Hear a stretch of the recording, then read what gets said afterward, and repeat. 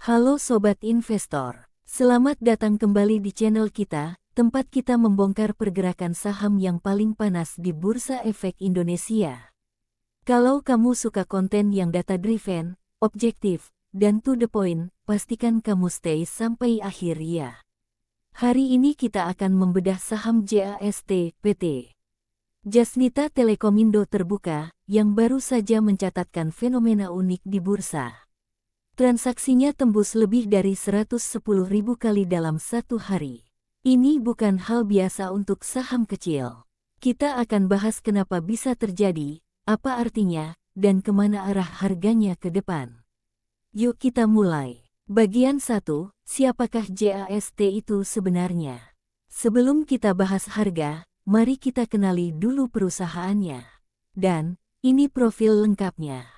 PT Jasnita Telekomindo Terbuka adalah perusahaan yang bergerak di bidang telekomunikasi dan teknologi informasi, mencakup perdagangan peralatan telekomunikasi, layanan telekomunikasi kabel dan tanpa kabel, layanan internet dan call center serta platform digital dan hosting.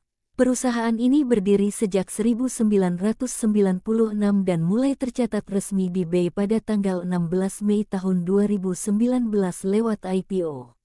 Saat IPO, porsi kepada publik sekitar 25% dari modal disetor, dan langsung oversubscribe, menandakan minat investor cukup tinggi saat itu. Bagian 2, pergerakan harga dan volume transaksi, data harian. Pada perdagangan Selasa, tanggal 27 Januari tahun 2026, JAST mencatat hari yang sangat dinamis dan volatil.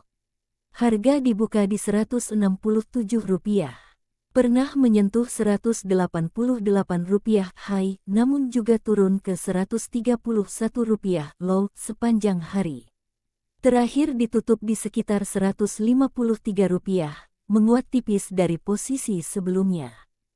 Volume transaksi sampai 14,72 juta lot dengan nilai transaksi hingga Rp245,4 miliar.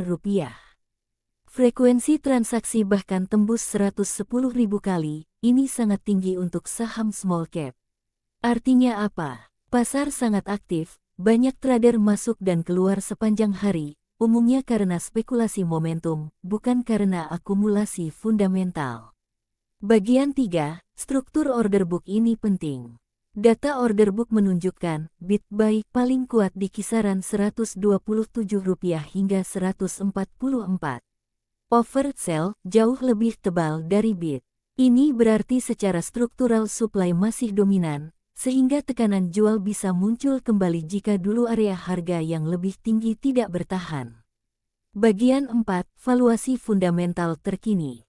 Sekarang kita lihat sisi fundamentalnya. Data fundamental terbaru tersedia menunjukkan hal berikut. Market cap sekitar Rp142,9 hingga Rp161 miliar tergantung sumber informasi. PER dan EPS, pendapatan per saham EPS cenderung rendah, dengan beberapa periode profit margin tipis atau negatif. PBV price to book value di kisaran sekitar 1-2 kali bisa signifikan atau undervalue tergantung nilainya. Tidak ada dividen historis, sehingga kinerja saham murni tergantung pada pertumbuhan perusahaan dan perubahan laba.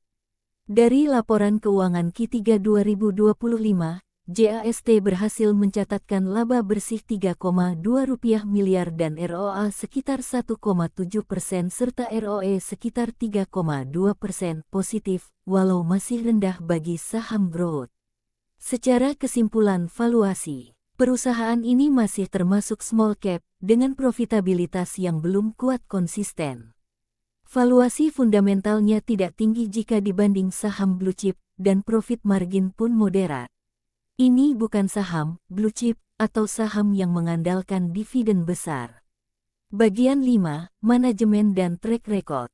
JAST dipimpin oleh direksi seperti Yentoro, direktur utama, yang beberapa kali tercatat menambah kepemilikan sahamnya sendiri di pasar, sering beli di harga bawah. Ini menunjukkan bahwa manajemen percaya terhadap bisnisnya, namun perlu diingat, Pembelian oleh direktur sering terjadi juga di saham yang mereka pikir murah atau memiliki potensi jangka panjang. Catatan tambahan, pemegang saham utama termasuk PT JAST Infotech Group dan UOB Kai Hian ini memberi gambaran bahwa ada kepentingan strategis dan institusional terhadap saham ini. Bagian 6, analisis pergerakan harga ke depan. Bullish case. Market masih sangat aktif, banyak spekulan yang bisa dorong harga naik cepat. Potensi konsolidasi di area harga saat ini sekitar 150-155 jika demand bertahan tinggi.